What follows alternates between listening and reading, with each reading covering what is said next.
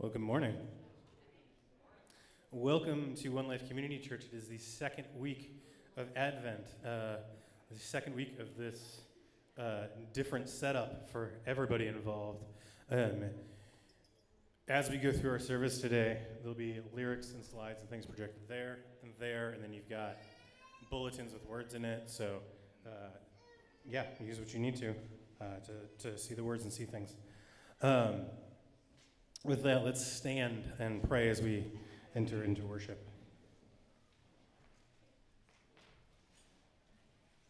God, awaken us, move within us and between us and among us and around us.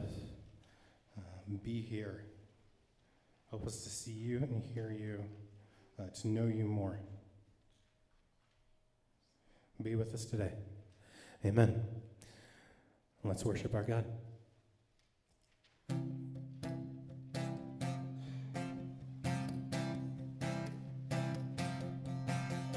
Joyful, joyful, we adore you, God of glory, Lord of love.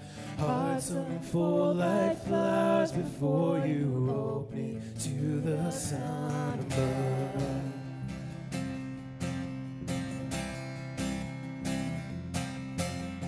Melt the clouds of sin and sadness, drive the dark of doubt away.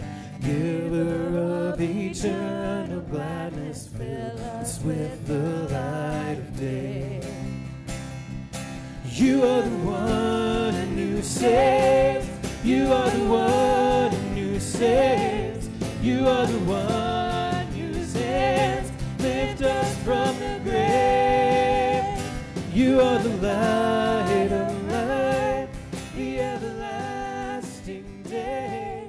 You are the one who takes all our sins away.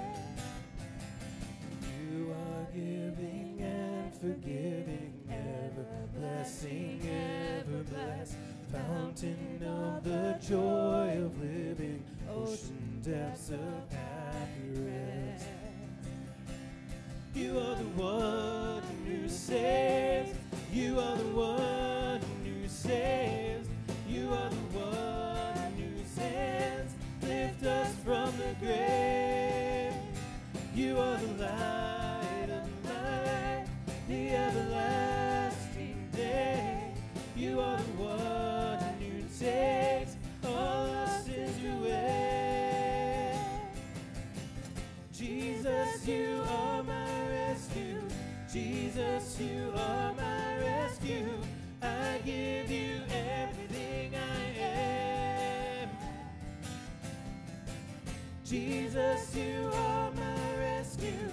Jesus, you are my rescue. I give you everything I am. You are the one who saves. You are the one who saves. You are the one who saves. Lift us from the grave. You are the light of life, the everlasting day. You are the one who takes all our sins away. You are the one who saves. You are the one who saves. You are the one who saves. Lift us from the grave. You are the light of life, the everlasting day. You are the one who takes all our sins away. Jesus, you are my rescue. Jesus, you are my rescue. I give you everything I am. Jesus, you are my rescue. Jesus, you are my rescue. I give you everything I am. Amen.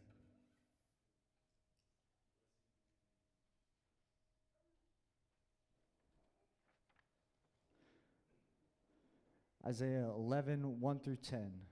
A shoot shall come out from the stump of Jesse, and a branch shall grow out of his roots. The Spirit of the Lord shall rest on him, the Spirit of wisdom and understanding, the Spirit of counsel and might, the Spirit of knowledge and the fear of the Lord. His delight shall be in the fear of the Lord.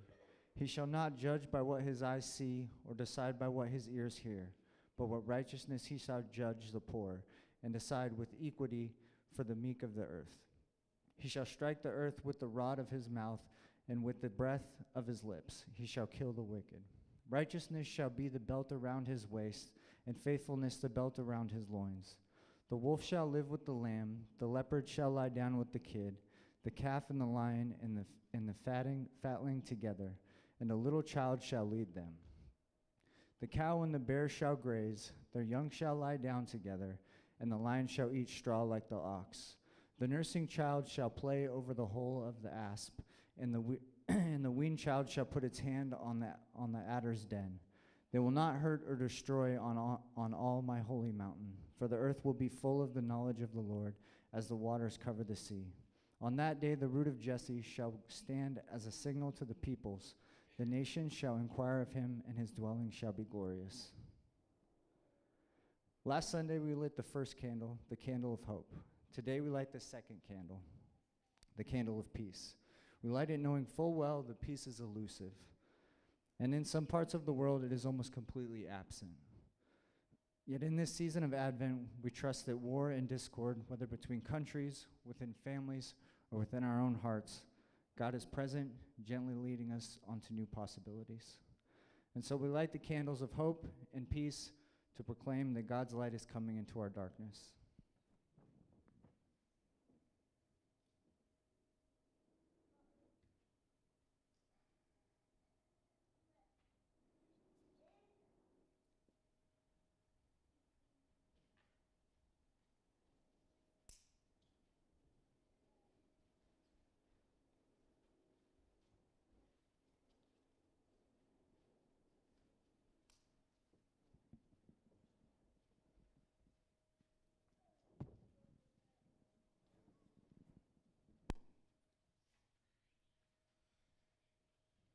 I'd like to invite communion servers and prayer team forward, well, to their places. There is no forward. It's a geographical change, too. As we continue in worship, as we sing, communion and prayer will be offered. There's these two practices that we've built into our routine, our liturgy, our worship every week as ways to ground and orient ourselves in what it is to be the people of God. So in this corner, we have people available to pray with you and for you, to join you in whatever it is you bring, whether it's joy, hope, longing, need, expectation, desire, lament, and grief. They're there to hold those things with you and for you and to offer them up to God in this place. And then in this corner, we have communion, the body and blood, the bread and the juice. We practice what's called an open table, which means if you want to take, if you desire to take, you're welcome to take. It is for you. We come to the corners, take the bread, dip it in the cup, eat it, and head back there's aisles everywhere, back to your seats. And as you do that, as you hold the bread in your fingers and taste the juice on your tongue, may you know that God is with us. That as we are in this season of Advent, of waiting, of expectation, that God is here, and we are waiting on God to move and God to act. Both prayer and communion will be available as we continue to sing. So with that, let's continue in worship.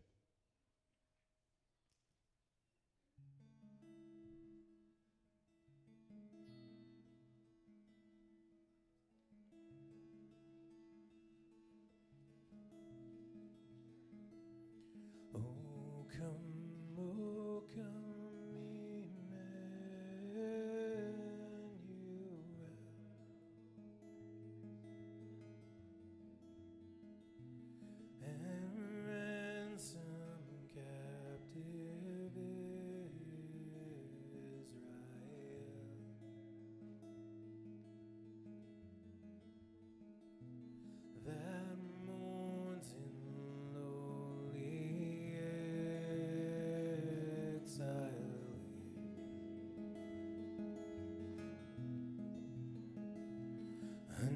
until the sun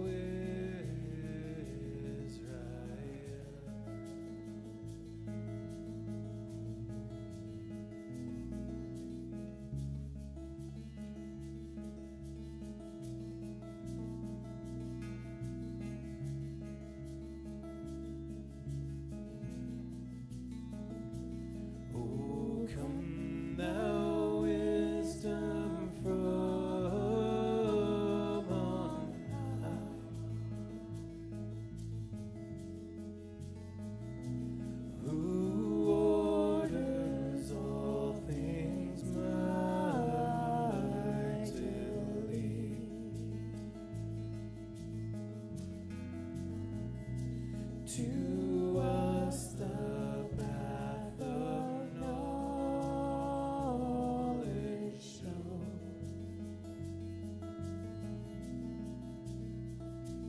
and teach us in new ways to go.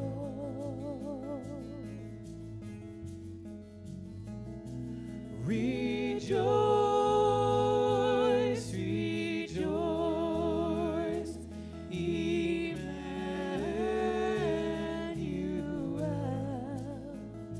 shall come to thee, O Israel.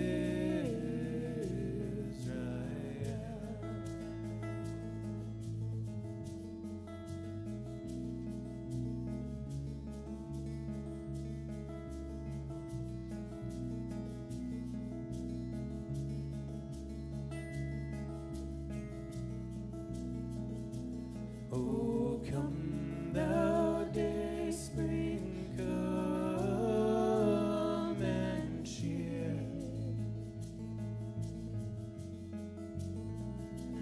our spirits by thine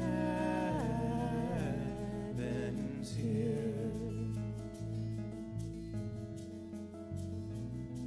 Disperse the gloomy clouds of night, and as dark shadows put to flight, rejoice, rejoice, Emmanuel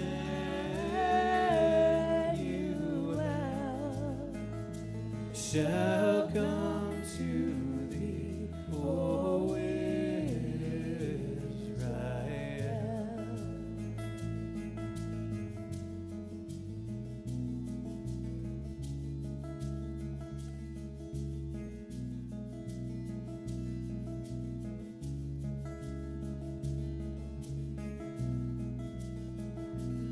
Oh, come, desire of nations bind, all peoples in one heart and mind. Bid thou us at division cease,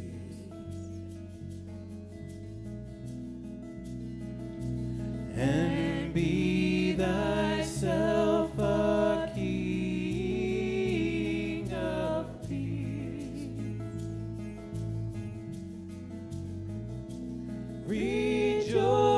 Rejoice, rejoice, Emmanuel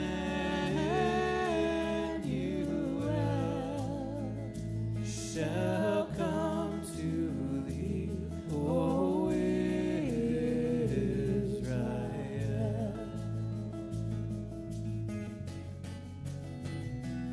Rejoice,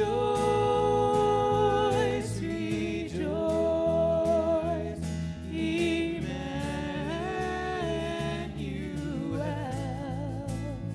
shall come to thee, O Israel.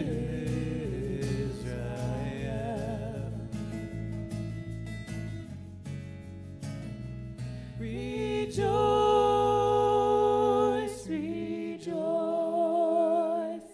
Emmanuel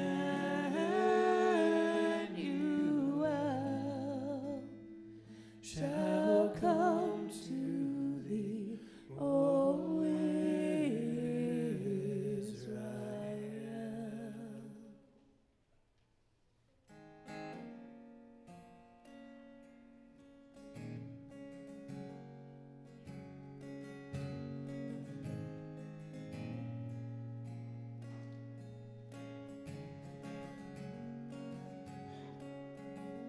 The darkness will lift, and will shine through. We'll look on your face and we'll be made new. Rivers of mercy flow to the sea, purifying water wash over me. Come, Lord Jesus, come and free us from this darkness. Come, make all things new. Let your kingdom come from heaven for your glory. Lord, we long for you.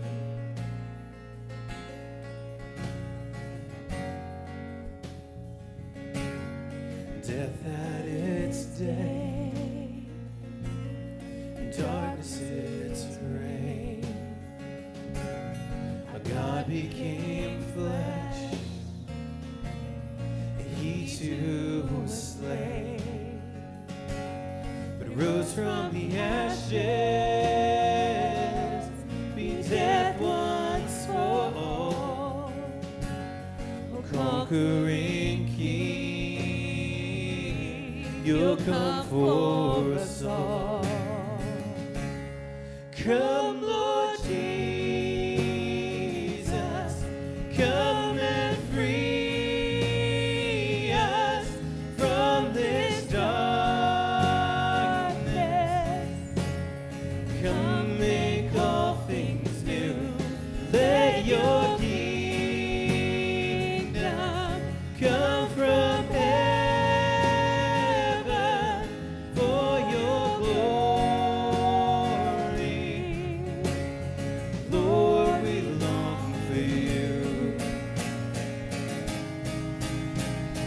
For your glory, God, come forth, we shout it out, Lord, come.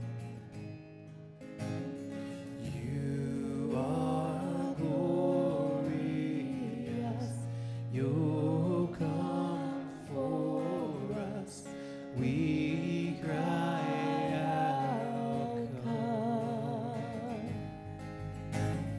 For your glory, God, come forth, we shout it out, Lord, come.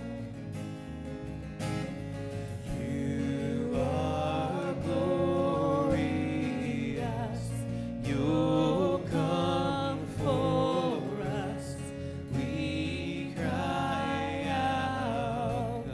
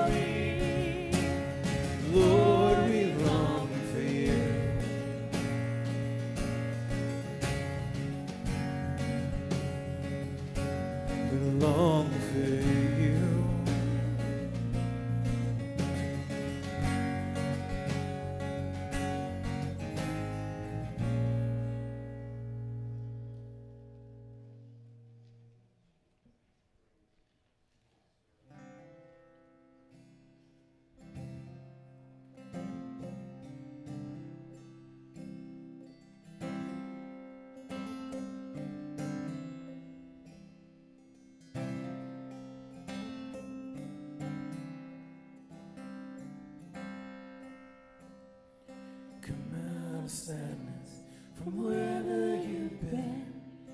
Come broken hearted, let rescue begin. Come find your mercy, oh sinner, come kneel. Earth has no sorrow that heaven can't heal. Earth has no sorrow that heaven can't heal. So lay down your burdens, lay down your shame. All who are broken, lift up your face. Oh, want to come home. You're not too far. So lay down your hurt, lay down your heart, come as you are.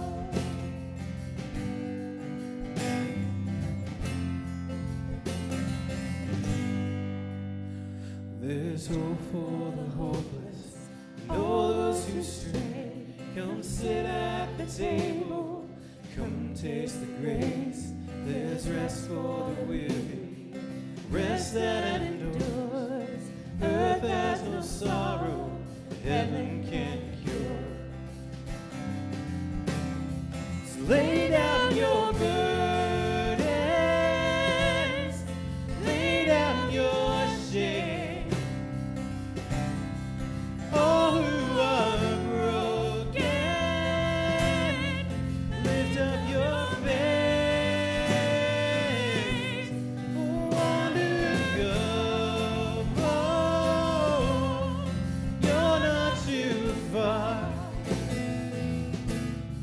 So lay down your hurt, lay down your heart, come as you are. Come as you are. Fall in His arms. Come as you are. There's joy for the morning. Oh, sinner, be still. Earth has no sorrow that heaven can't heal. Earth has no sorrow that heaven can't heal. Lay down your burdens, lay down your shame. All who are broken, lift up your face. Want to come home. You're not too far.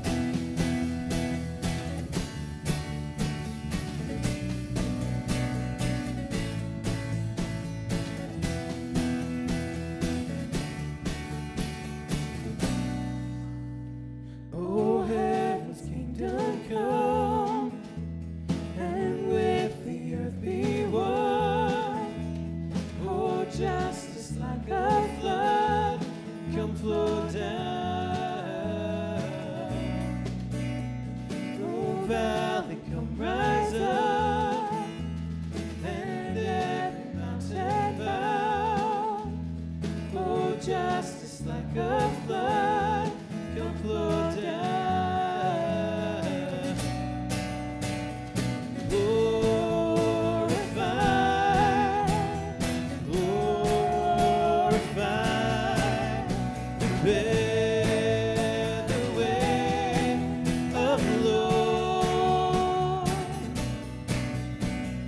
Raise your voice, lift your eyes, prepare the way of the Lord.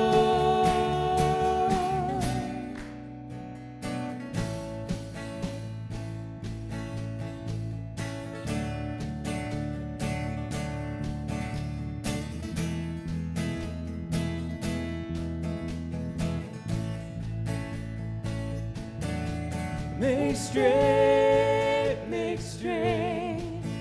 the way, oh praise His name. Make straight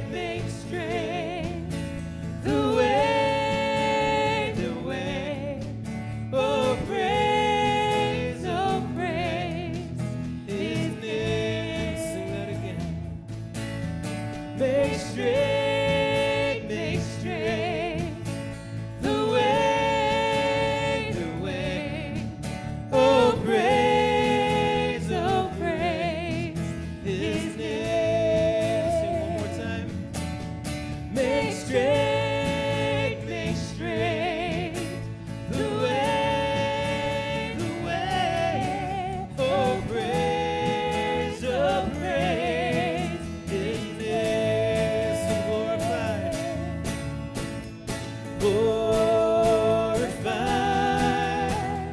glorify, prepare the way of the Lord.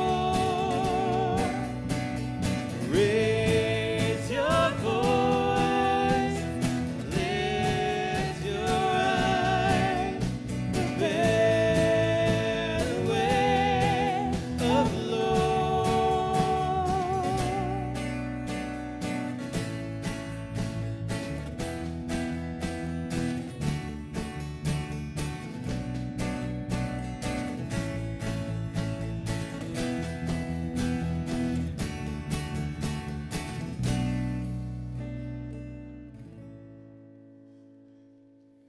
Amen. You can be seated. Amen. Well, good morning, everyone. Welcome to One Life Community Church. My name is Rich, and I'm one of the co-lead pastors here. Thank you so much for joining us.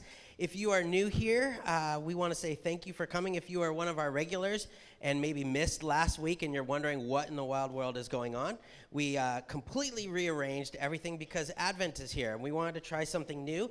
With it, on top of this different setup, we also have new artwork. We have a bunch of Advent resources over here at the table we'd love for you to take advantage of, all designed to kind of help us feel part of a community and connected, and being able to engage more fully in what this whole season of Advent means. So thank you so much for joining us. We are so thankful that you could be here. I want to point out, as you arrived, you should have received a bulletin.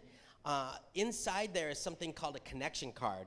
And with that, I'd invite you to take a moment to fill it out, all of you. Especially if you're new, though, I want to make sure you know we will not give your information out to anyone. However, as a way of saying thank you for being here, we will donate $5 in your name to Living Water International, which is an organization that provides clean water to those in need. So if you are able to do that, that'd be great. We'd love to hear your prayer requests, questions you have about One Life. If you're looking to get involved, that connection card is there for you and is a great way to do so. And as you leave today, at each one of the wood doors, each one of the doors, there are wood boxes. I'm sure the doors are wood as well. You want to drop that card in there. That would be fantastic. Also want to let you know our One Life Tutoring Giving Tree is out in the foyer. You may have saw that as you arrived. Today is the last day to get in your donations for that. We're trying to provide shoes for all the families involved in our tutoring program, 42 to be exact. And as I said, today is the last day to get those in. So you can just go over there. You can grab a little envelope. You can put a little cash in there. You can put a check in there made out to OneLife. Or if you already purchased a gift card, you could do that as well. We'd love to make this happen to bless these families in our tutoring program. So please make note of that and take advantage of that. Also want to let you know that the OneLife Elder Board is very excited to put before you Jane Blaisdell to be considered to be added to our Elder Board. Yes, there she is. Next Sunday, we are going to be having a vote of affirmation. In the meantime, if you have questions or thoughts, you want to get to know Jane, you name it, you let us know, talk to her. And then on Sunday, especially you members, we'd love for you all to be here to vote on that vote of affirmation. So please make note of that. Also, here at OneLife, we like to party, and on December 14th, we are going to party Christmas style. We're going to have lots of Italian food and good times and music and kids' activities and a photo booth, and we would love to have you join us this coming Friday from 6 to 8. If you are of the cooking style and you would like to share your Italian cooking skills, we would love for you to do so. So please come talk to me, particularly of the lasagna style.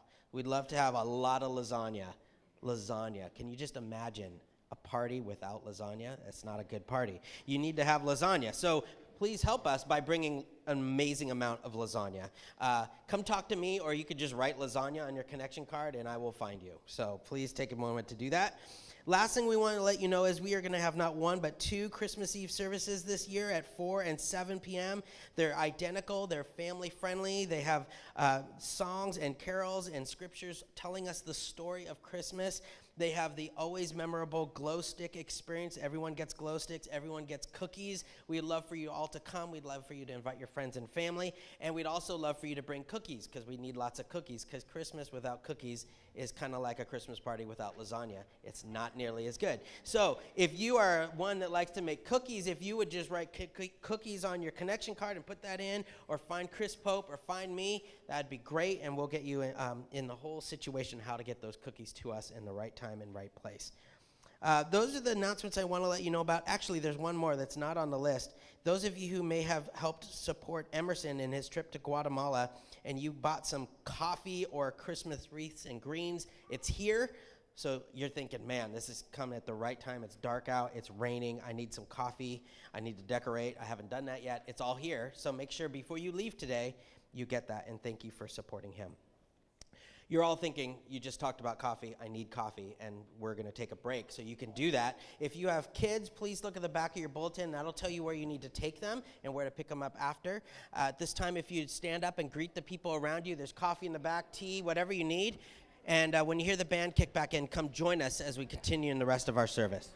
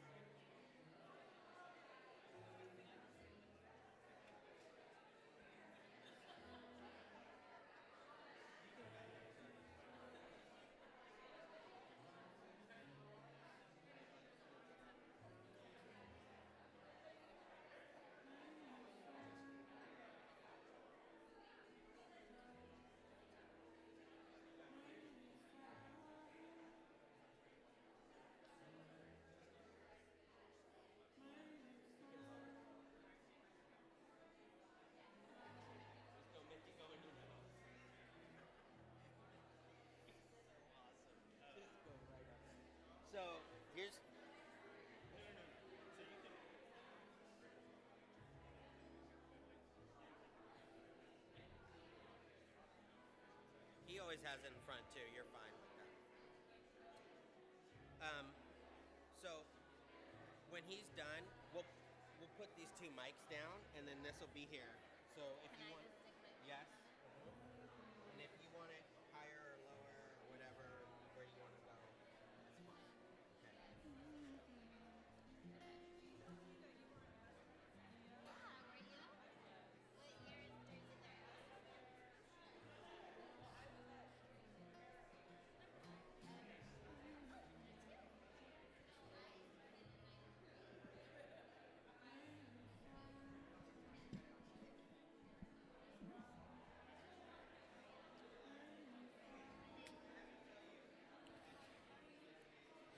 We are going to continue in worship, so if you can make your way back to your seats in the next minute, that'd be awesome.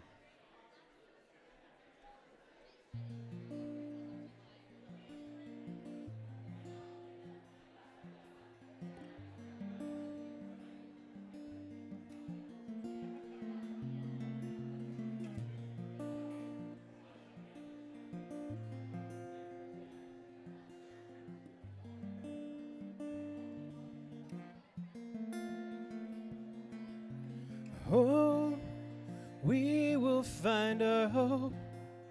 We will find our hope. We will find our hope in you.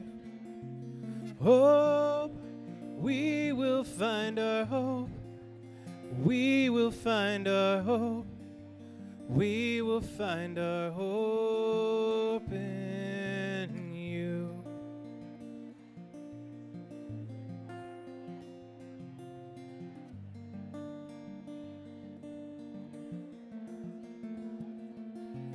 Peace, we will find our peace. We will find our peace. We will find our peace in you. Peace, we will find our peace. We will find our peace. We will find our peace in you.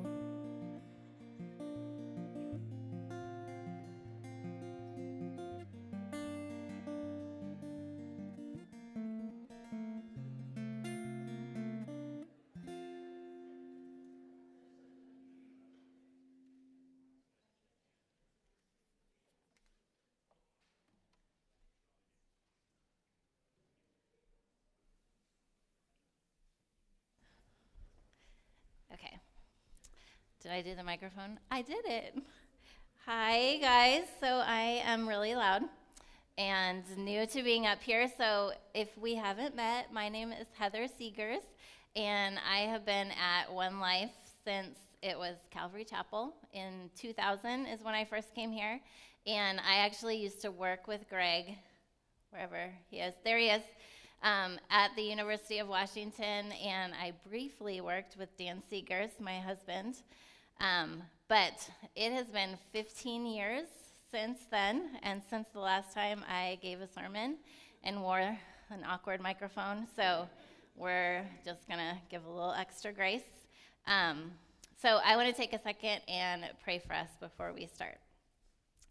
God, thanks for this time together this morning, and I pray that you would help me not to think about myself and being nervous, but just to hear from you. And I pray that for all of us, that you would speak to us this morning and help us to hear your voice and what you want to do in us. And we just thank you that you are here with us, and we love you. Amen. So I'm not quite sure how this circle thing works, guys. So my talk today is about solitude and community. Last week, Greg talked about prayer and action. I'm not sure what we're talking about next week, but it'll be good, so you should come. So at first glance, when I thought about this, like solitude and community seemed kind of like weird opposites. Like solitude is being alone, and community is being with people. But the more I thought about it, the more I really got kind of excited to talk about it. And the more I realized how much that they really go together, that they feed into each other. and that all of us really need both of them. Some of us might need more of one than the other in our personalities. I know I lean a lot more towards the solitude. My husband leans more towards the community part of it, but I think that we can really experience God in both of them, and so I want to talk more about both of them. And I want to talk about how building community and really caring for each other is born out of our times of solitude. That when we are alone with ourselves, when we're alone with who we are, alone with God and really vulnerable before him and letting him speak to us, that out of that time is how we really learn how to care for each other and be a real community. Okay, so first we're going to talk about solitude, and this was really hard for me to narrow this whole thing down into 30 minutes because I feel like this could be a year-long series. And I had like 5,000 things I wanted to talk about, and my husband was really good at helping me like just narrow down on one thing and acknowledge that there's a whole lot more that we could talk about with solitude. And do you remember the name of that book? There's a really good book that we read in college about sacred pathways, is that it? About how we can experience God in solitude in all kinds of different ways, kind of how our personality works. And I'm not going to talk about that because I feel like it's something that gets talked about a lot and we're all a little bit familiar with already. So we're just going to acknowledge that. But what I want to focus on this morning is something that when I was preparing this kept coming back to me, and I felt like God really wanted to speak to us this morning. And that is about one of the reasons that I think that solitude can sometimes be hard for us. And one of the reasons we sometimes avoid solitude or avoid being alone, and that is loneliness. Loneliness, I think, is something that everyone experiences at some point in their life and no one really talks about. So we're going to talk about it this morning, like pretty openly. Sometimes I think we avoid being alone because we are deeply lonely, and being alone can really remind us of that pain. I think that loneliness has a lot of parts to it, but basically feeling a lack of connection with people, maybe that no one understands you or knows you. And sometimes I think it can come from a feeling of being uncomfortable in our own skin, that maybe there's something that we need to deal with that we don't want to. And I'm not necessarily talking about like sin or things we do wrong, although it could be that. But I'm also talking about, like, this is what I call it with my kids, like the big scary emotions, the kind of big stuff that is hard for us to face or deal with, maybe trauma that you've had in your past, or anger, jealousy, fear, grief even that you haven't faced, kind of that big scary stuff, anything that you're really scared to let yourself feel or even let other people see, including God. And this is where I think vulnerability comes in.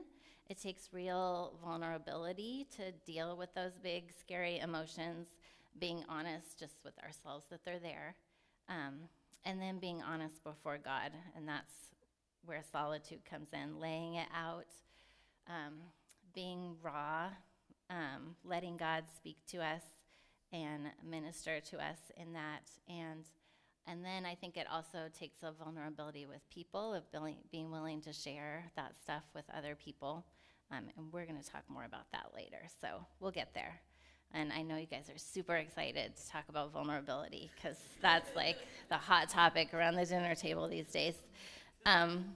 So I'm going to share with you guys something that my middle son and I, oh, he's not here.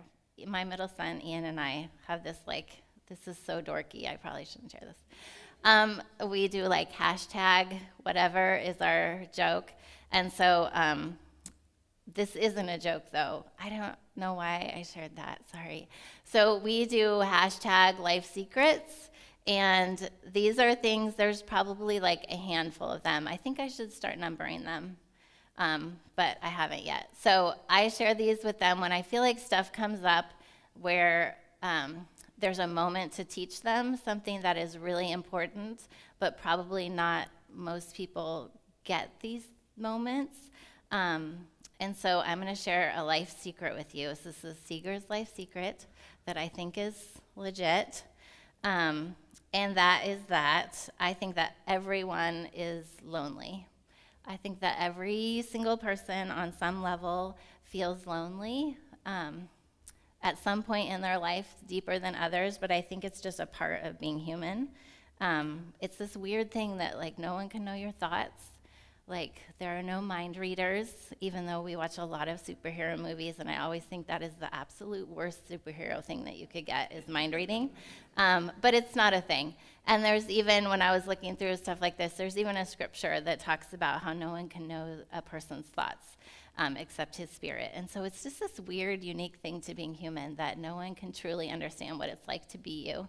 And there's a loneliness, I think, to that makes loneliness a little bit universal.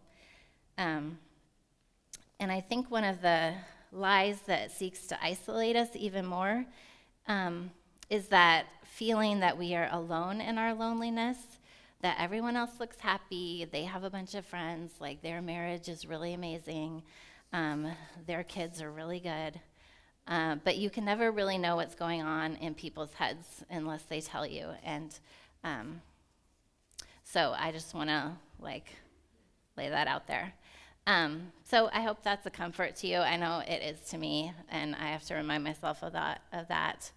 And although loneliness is universal, I think there are times in our lives where it can go a lot deeper and get to the point where even when we're surrounded by people that we feel deeply lonely and alone.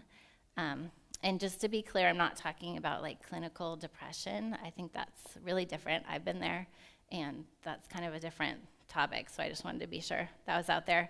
But I'm talking more about loneliness, of a feeling of a lack of connection with other people. And I think that there's a lot of hope in it because I think there's something that we can do about it. But what it takes is real, raw vulnerability, and that's really hard. So we're going to talk about vulnerability. Like I said, this is exciting. And we're going to talk about a TED Talk, which is also odd. But who has heard a TED Talk or heard of TED Talks? Okay, so they're talks by this guy named Ted. He's really cool. Just kidding.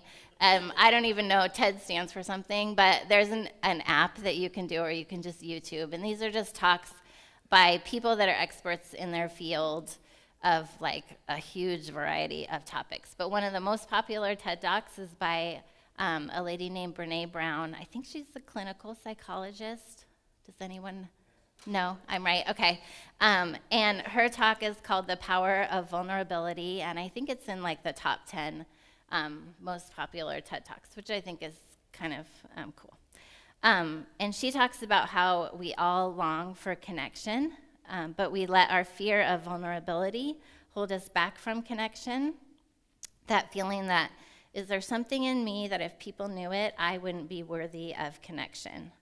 That feeling that I am not enough, that I'm not smart enough, I'm not pretty enough, I'm not social, outgoing enough, whatever, that's really different for each of us. But that feeling that we aren't enough, but she talks about how if we want connection, and I think community comes out of connection, that we have to be vulnerable, that's non-negotiable.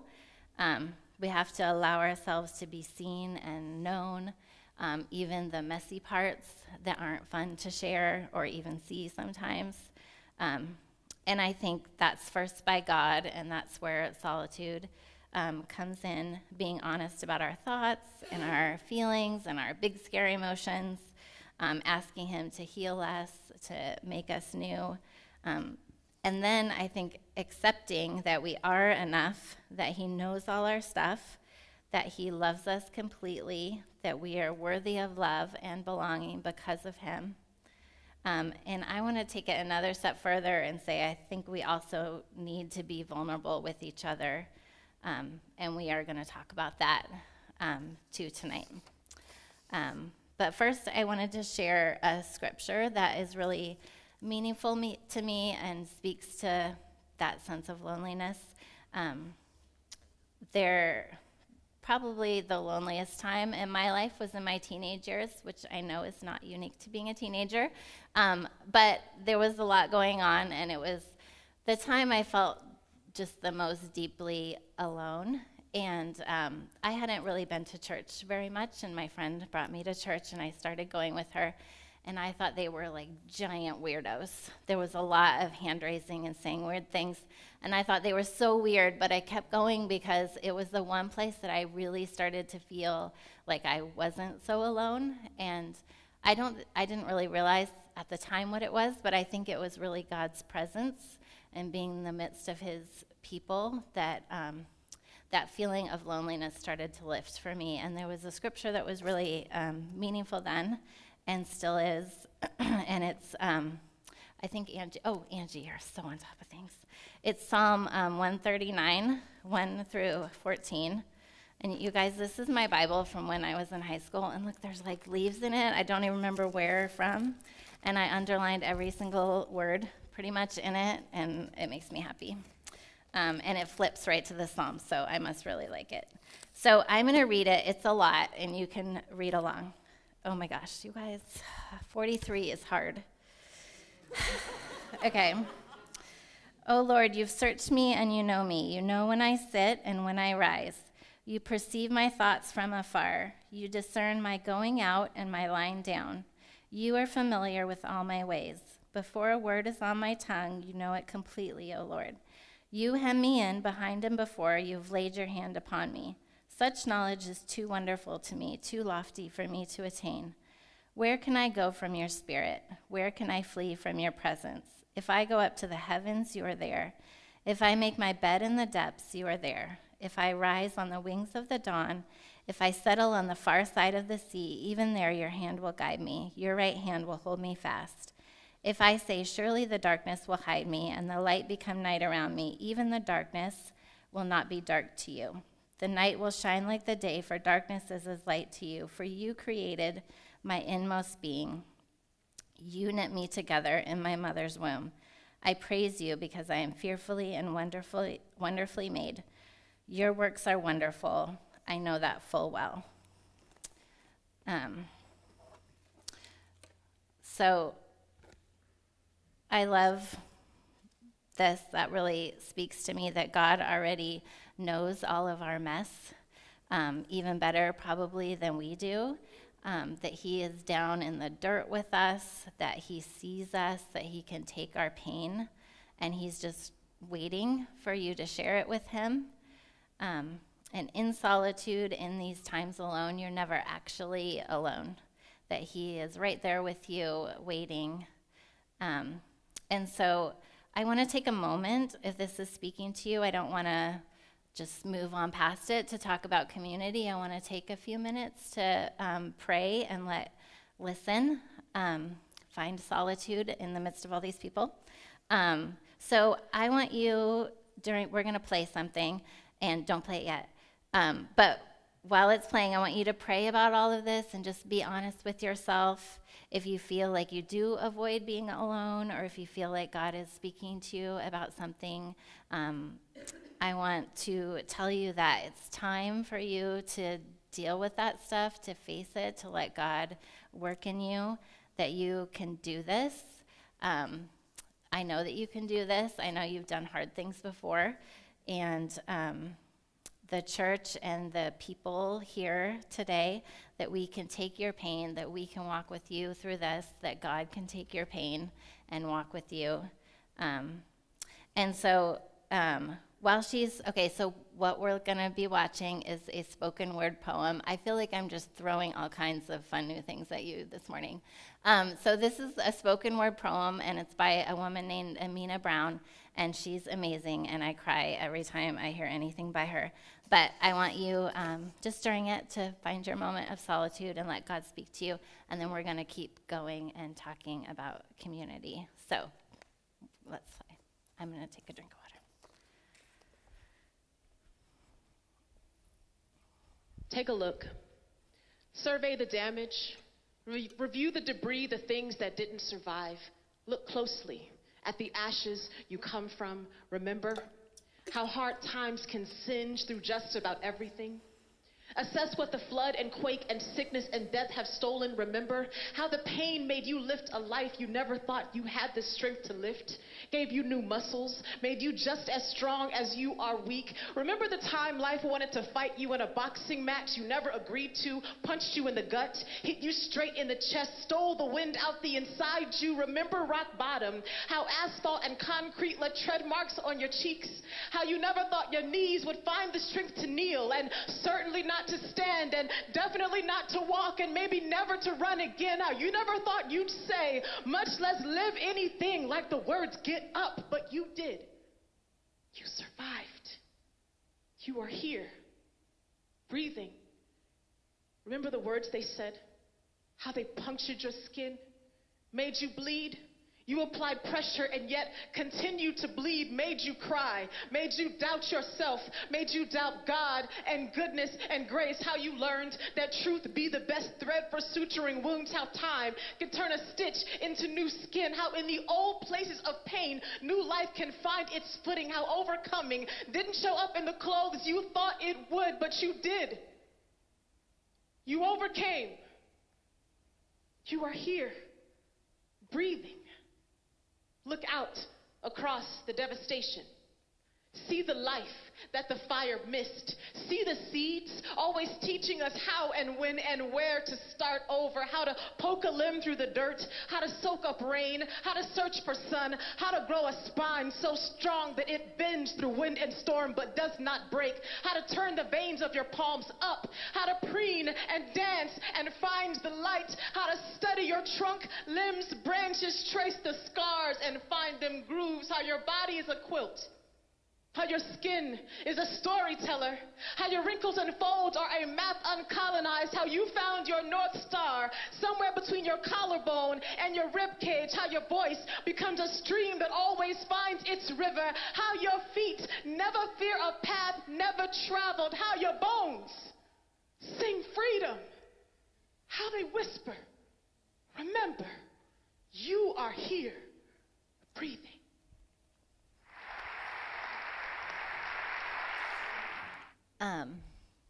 You should YouTube her, Amina Brown. She has a bunch of amazing stuff.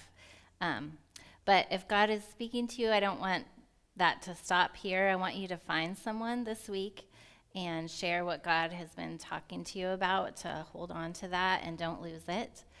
But we're going to keep going.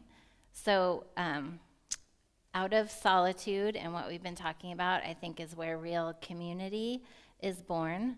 Realizing that we all experience loneliness, we need to be vulnerable, and when we do take those moments to be vulnerable, to let God speak to us and work in us, that is when we can develop real connections with each other and community.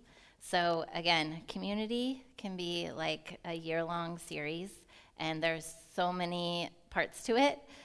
So I just honed in on 2 parts. I want to talk about first, what it looks like to care for people, like practically, and then some more practicals of how we can create some safe spaces for connection with each other, for community to happen.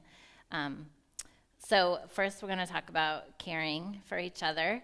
So the word care comes from the word lament, which I thought was so cool, because really caring for each other is lamenting with each other, is entering into each other's pain.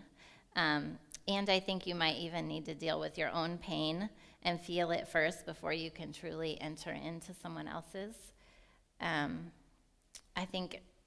Think back, it really means a lot when you're hurting to talk with someone who's been down that road before and who has not just wisdom to share, but a hug to give because they know what it's like. But that really only works when you have let yourself feel it.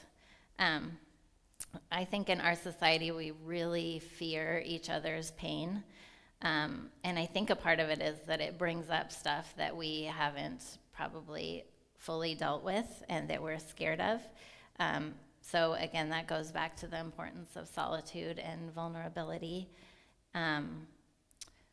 So this is hard for me to share, but I'm going to be vulnerable. This week is the 20th anniversary of when my dad passed away. So I was 23. I was very young. And most of my friends, I mean, almost all, hadn't dealt with a significant loss before and just really didn't know what to do with me. And a lot of people kind of avoided me. Not on purpose, I don't think realizing what they're doing, but I'm sure you've experienced this.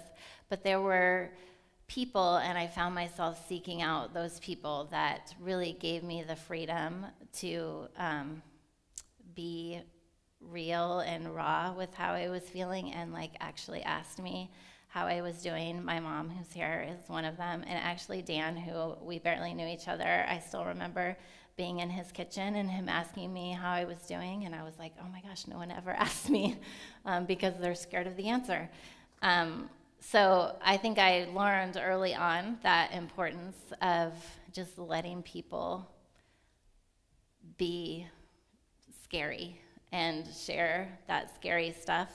And I'm going to share a bonus life secret. I don't even remember. Yeah, this is when I was going to share it with you.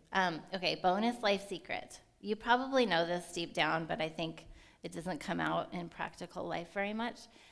When people are experiencing some kind of a significant loss, and not just someone's death, but there are so many kinds of loss, and miscarriage and divorce, loss of job, I mean, there's a lot. But when people are really like in the midst of that, it is always at the front of their mind.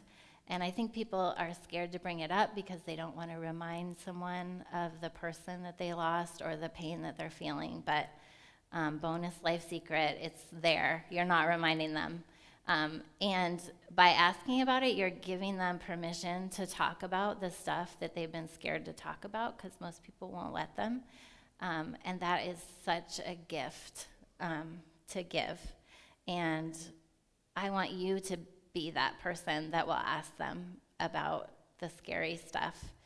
And they'll tell you if they don't want to talk about it, and, then you can just hug them. You can tell them, I don't understand what you're going through. I don't really know what to say, but I love you anyway, and I'm here for you however you need me to be here. And it's going to be super awkward and uncomfortable, and so we're just going to be okay with that, because that's how we feel, and even their awkwardness is okay. They need you to ask them and give that permission. I know that you guys care, and I know that you love people, and I just want to, recognize now while we're talking about it, that it takes sacrifice, and it takes super awkward conversations and being uncomfortable, and even facing your own pain and letting yourself feel that and walk with people through that. And I guess in giving care to people, part of caring for people is receiving care. And sometimes this is even harder for some people. But I think real connection takes a mutual vulnerability. That phrase is so hard to say. You should try it. I cannot ever get it. Okay, mutual vulnerability. It takes also trusting other people with who you are and your pain, and that they might say something dumb, and that's okay. It's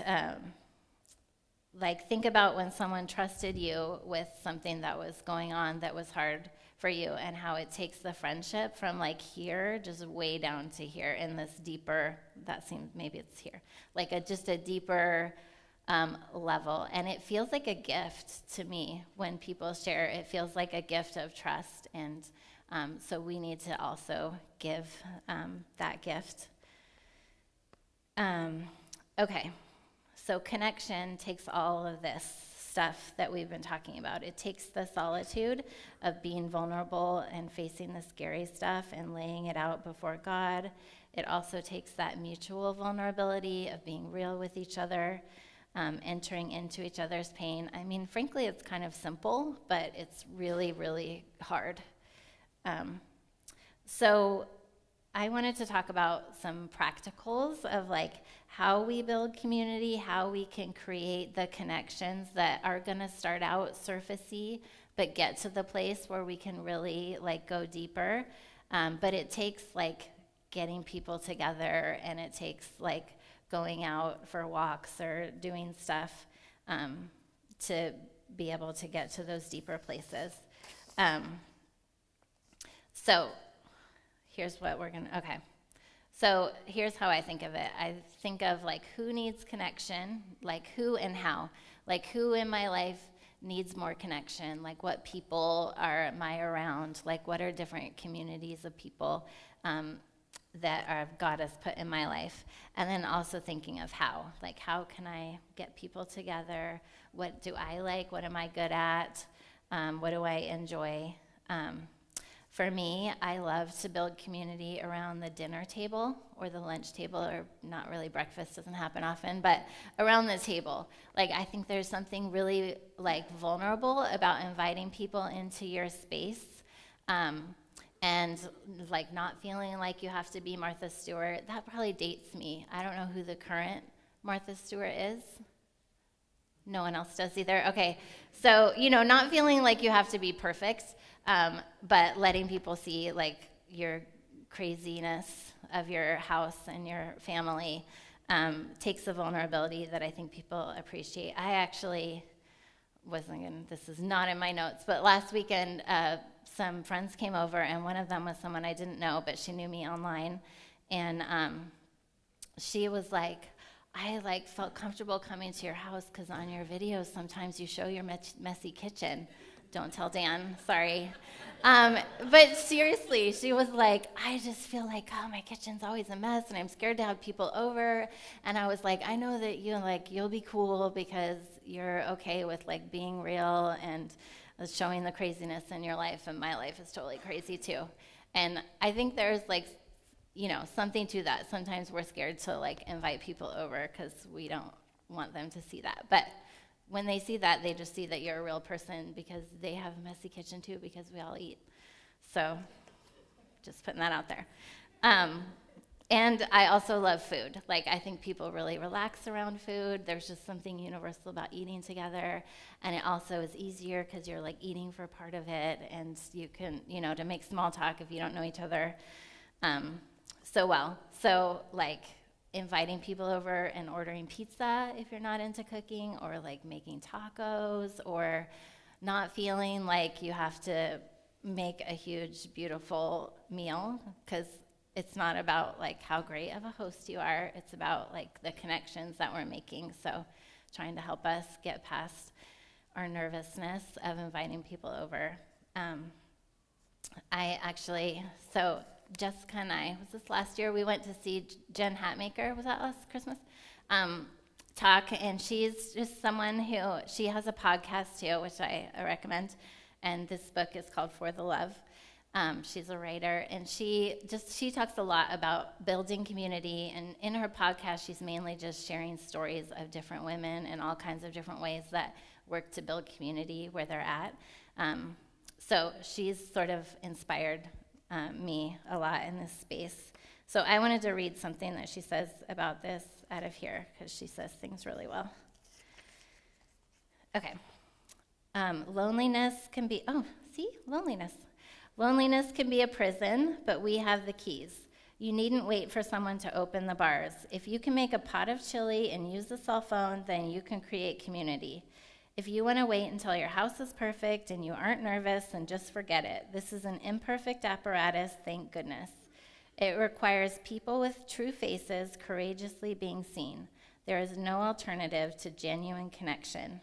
We have the keys, you guys. They look like tables and couches, beef stew and crusty French bread. They include patio chairs and music, football on the TV, and cold beer. They involve a simple email invite for Friday night and burgers on the grill. They say, bring your kids and we'll lock them all in the backyard with popsicles. They live in Florida, Texas? Yeah, so I don't know, we'll lock them in the basement with popsicles.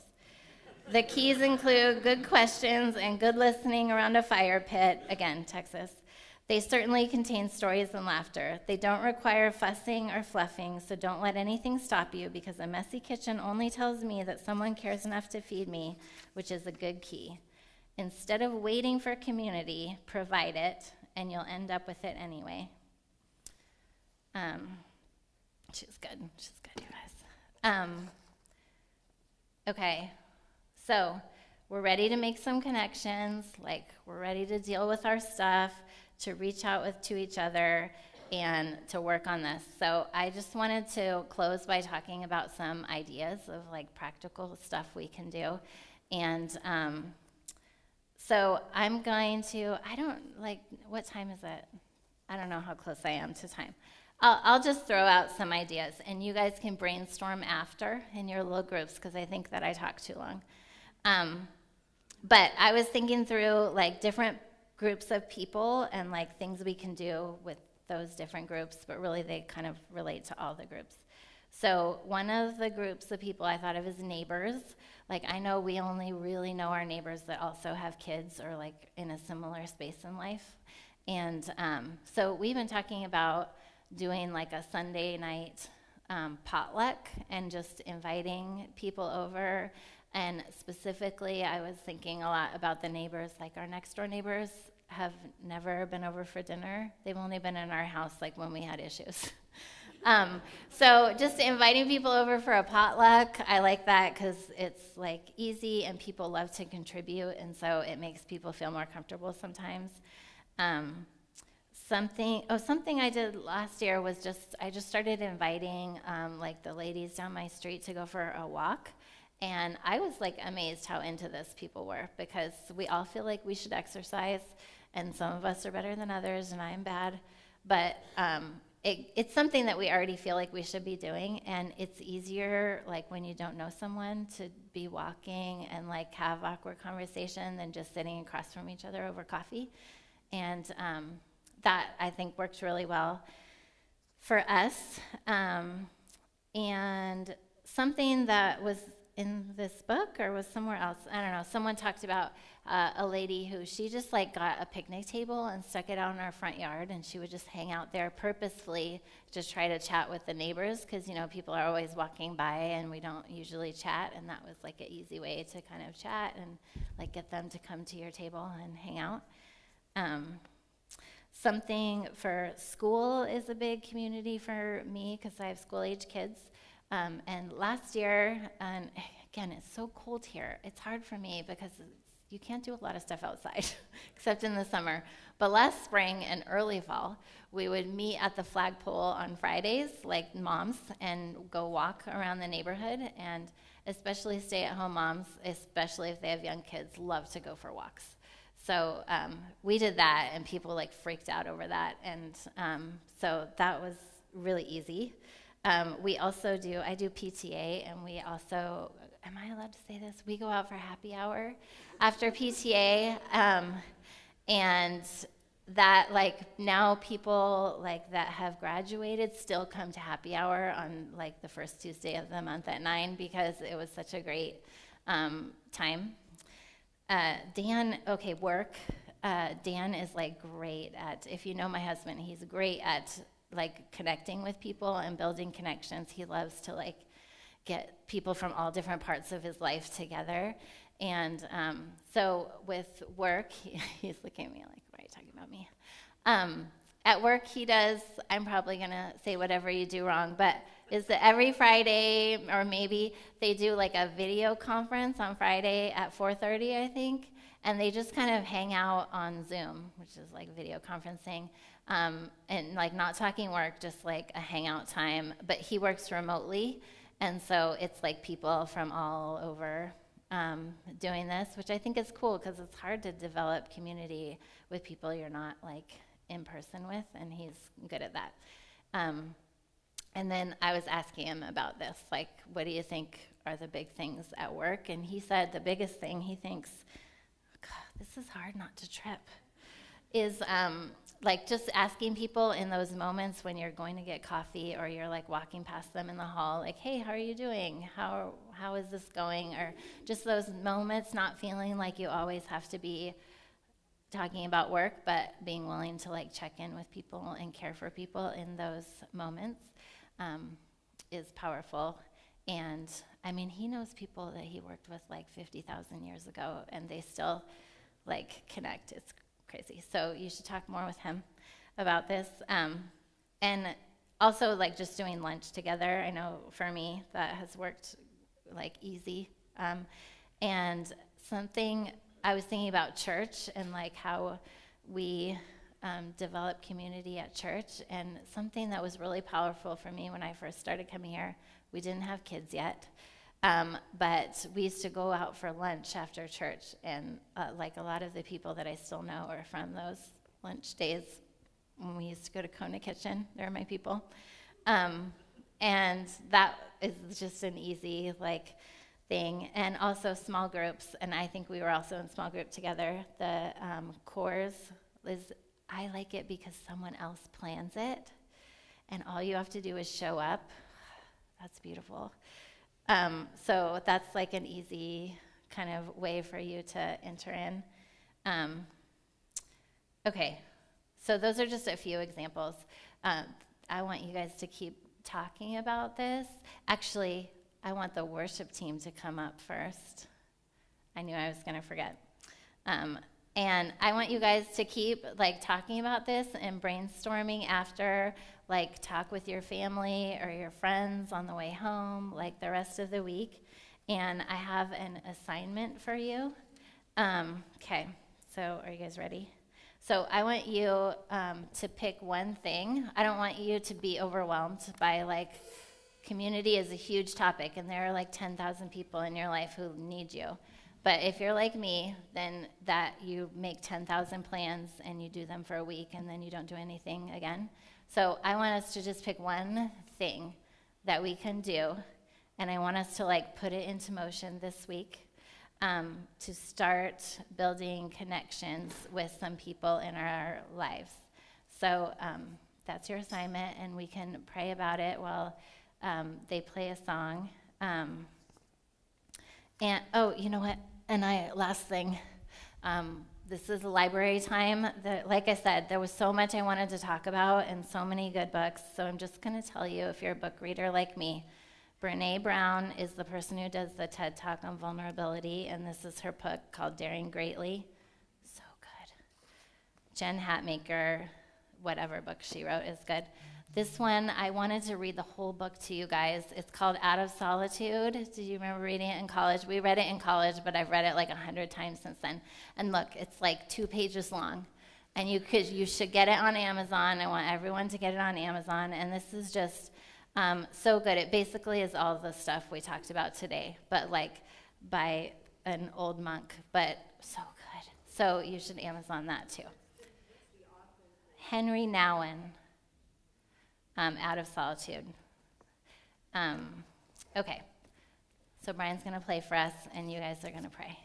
Okay.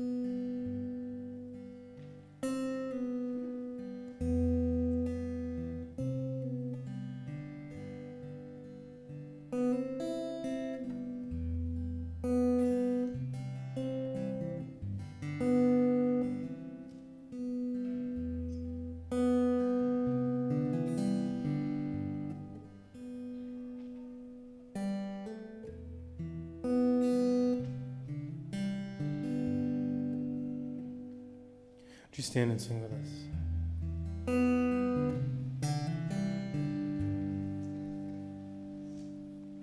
All the poor and powerless, all the lost and lonely, all the thieves will come confess and know that you are holy, and know that you are holy. And oh, we'll sing out hallelujah, and we will cry out hallelujah, and oh, we'll sing out hallelujah, and we will cry out hallelujah.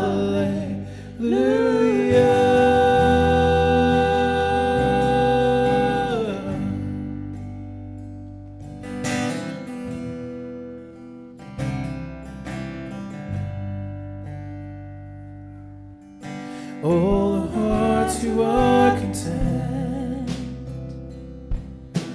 all who feel unworthy,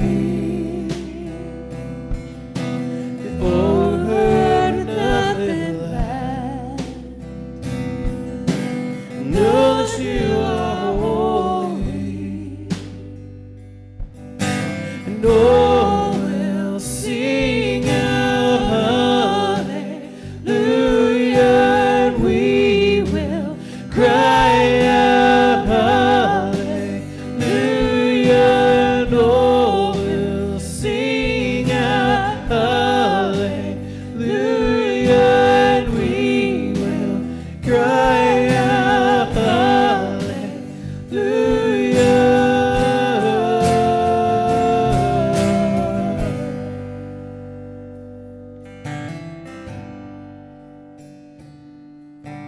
Shout it, go on and scream it from the mountains.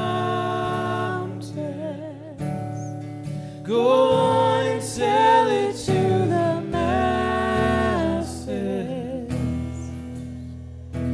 that He is God.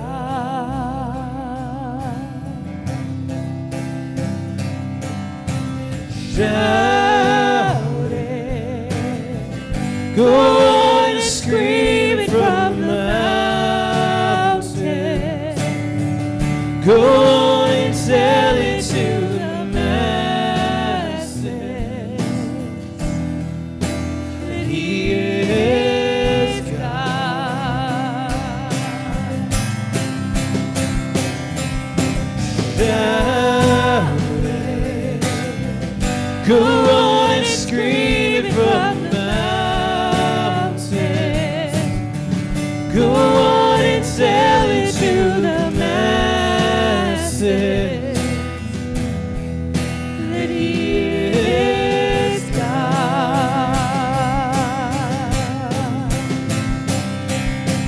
We will sing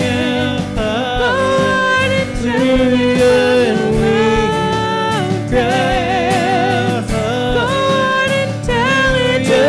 We will sing out hallelujah, God. Yeah. We'll sing out hallelujah, and we will cry out hallelujah. We will sing out hallelujah, God.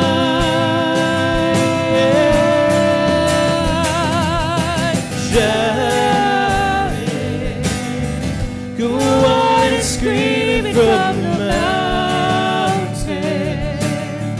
Go on and tell it to the masses that He is God. Shout it, go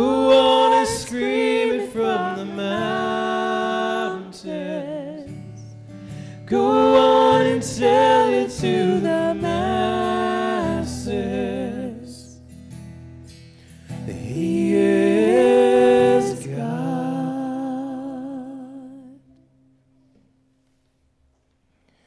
Amen. Thank you for being here. Thank you for worshiping with us. Thank you for being this church, this family, this community that is One Life. As you go, if you could drop connection cards in the wooden boxes by the doors, not the baskets, that's recycling, and it'll be gone. The wooden boxes for connection cards on your way out. Head out into the hallway for some light refreshments and good people in conversation.